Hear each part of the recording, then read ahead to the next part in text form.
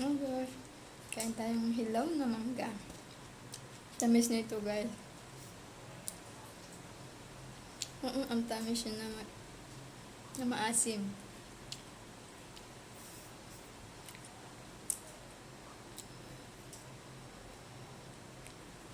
Tamis niya. Binabad ko kasi sa asukal. Pero maasim pa rin. Hilaw pa kasi siya. Pero ang sarap niya. Hindi nga